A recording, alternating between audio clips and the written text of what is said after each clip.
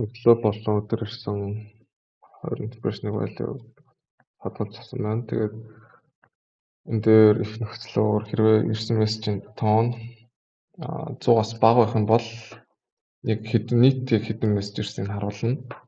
Хэрвээ 100-аас их байх юм бол ер нь бол утасчин дэд билэртэй jam дээрээс station notification ирсэн байна гэж харуулна. Тэгээд нэг үргэлжлүүлж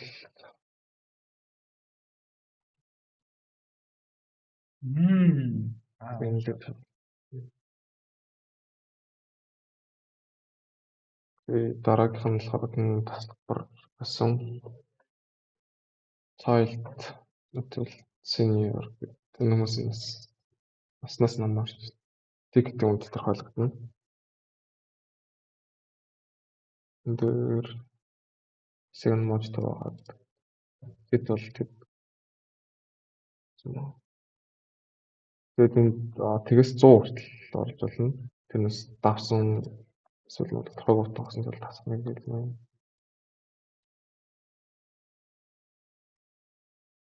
Зөв шилжүүлэлт гэж байна.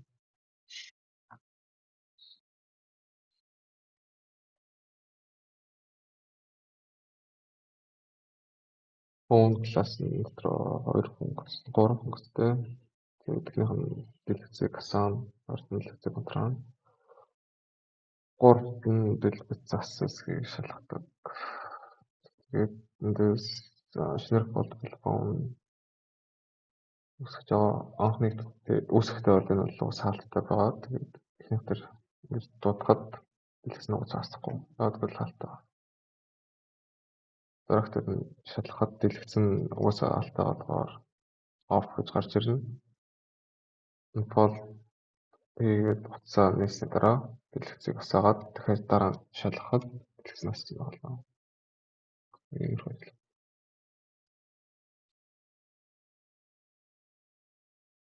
Зураг үзүүлэхэд ямар compose-ийг бол ашиглах вэ? Тэгэхээр энэ дээр image гэдэг compose-ийг зураг үзүүлнэ. Alignment center UI элементүүдийг гэхдээ босоод нэхлэх зорилдог. Composable функцүүд object memory-д хадгалахын тулд ямар possible ашигладаг вэ? Remember гэдэг possible ашигладаг.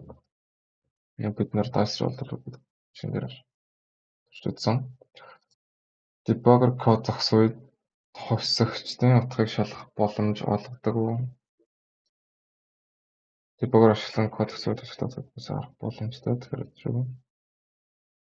За, possible функц дотор ямар утга нь өөрчлөгдөхөд composition эхлүүлдэг вэ?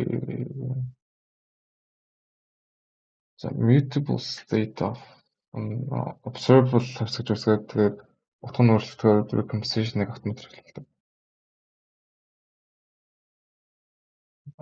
Ямар composable child хүүхэд элементүүдийг босоо дараалал байлгадаг байна.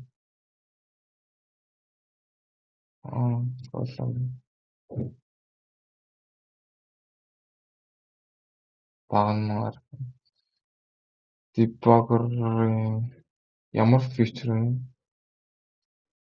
call stack дээр буцах боломж. Step out гэдэг.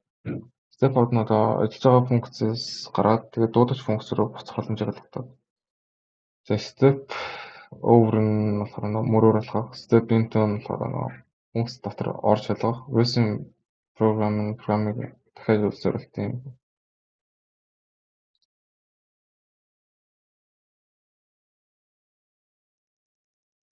За, техникэд tip time layout гэдэг composable-ийг дуудаж харуулна. Tip time layout-ийн бүтцэн болохоор mount input гэдэг хэрэглэж оруулсан монгон tip input гэдэг хувь хэмжээг оруулсан. Одоо хэдэн хувийн tip өгөх юм бэ гэдэг round up гэдэг төсвийг дээдлийн тааруу нэрээр тэмдэглэх. Одоо энэ чинь $300-ын 3.3% tip өгвөл 9.1 round up хийвэл $10 болдог юм уу. За, энэ дээр болохоор текстийг топ болгож шуруулах нь. Тэгээд энэ хэрвээ алдаа гарвал тэг болдог. За юу вэ дараа л ингээд эхнээсээ толгой текст дээр calculate tip гээд мөнгөнд оруулах талбар. За хувимжийг оруулах талбар switch. За нэг юм зүрийн switch үзэн round up-ын сонголтыг л өгч байгаа юм. Тэгээд тооцоос харуулах текст гэдэг нь доотлох. Тэгээд доошч edit number тэгэл текст оруулах талбар round гэдэг on off switch-ийг calculate tip гэдэг функц байгаа. Тэгээд энэ болохоор мөнгөийг нь хуваарь нь үржээ зүгээр 100 тоодог. Round up нь хэрвээ true бол ингээд дэд тоороо тэнцвэрлэх юм. Зүгээр таймл гэж даавал амархнаар. Тэгээд энэ яг ажиллагаанд зүгээр хэрэглэгч текст оруулна. Тэгээд round up сонгоно. Тэгээд хөөс нь автоматар ингээд тэр автоматар тооцогдсон. Юу юм from Jetpack Compose ашиглаж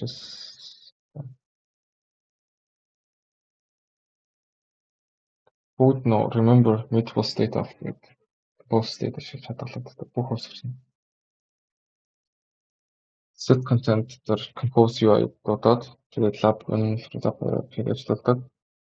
Artwork class нь болохоор оны бүтээлийн дөрвөн мэдээллийг хадгалдаг. Тэгээд энэ болохоор list байгаа.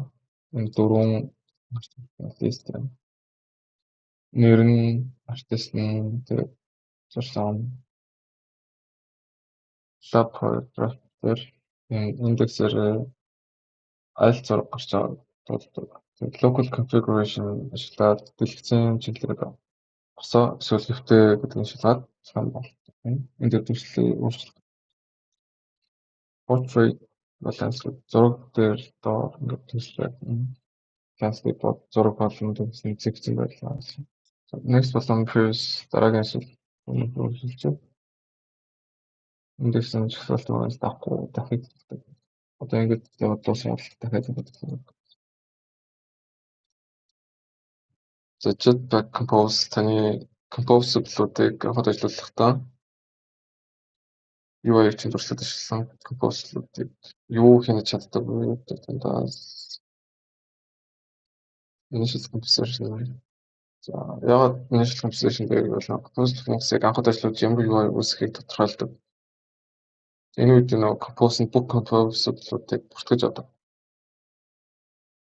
Composition-ыг өөрчлөх цорын ганц арга бол recomposition юм аа. Тэгээд яагаад гэвэл recomposition-аар төлөв өөрчлөлтөд энэ процесс нь автоматар өөрөө ойлгогддог. Jetpack Compose нь бүгдлийн өөрчлөлтөнд хариу болгон зарим compose-уудыг дахин ажиллуулах юу гэдэг вэ? Recomposition өгдөлөөс төлөв өөрчлөлтөд UI шинжилгээний тулд compose функцуудыг дахин ажиллуулах процесс юм. Recomposition төлөвлөрийн оруулалт. First-нд цаг хугацааны эсрэг өөрчлөгдөж болох альва утгыг ойлгомжтой төлөв state буюу төлөв гэдэг нь API-ийн хариу өгөхөнд өөрчлөж болох цаг хэлдэг.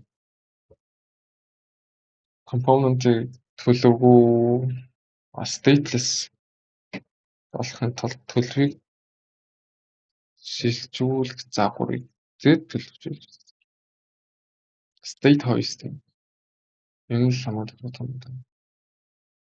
Энэ утгаан compose-ыг илүү уян хатан дахин ашиглах боломжтой болгодог. Аль keyboard action шинж чанарыг дараагийн compose руу focus шилжүүлэх гэдэг шиг.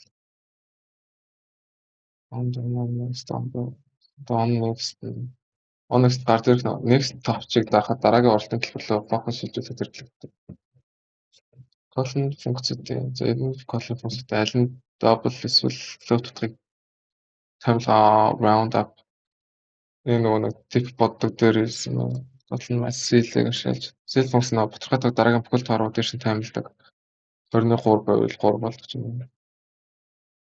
Layout inspector нь Jetpack Compose ашигладаг ажиллаж байх application-ийн layout-ыг Later эсвэл бодит компьютер шалгах хэрэгцээ мөн Zero Spectrum Compose UI real time ингээд шалгадаг.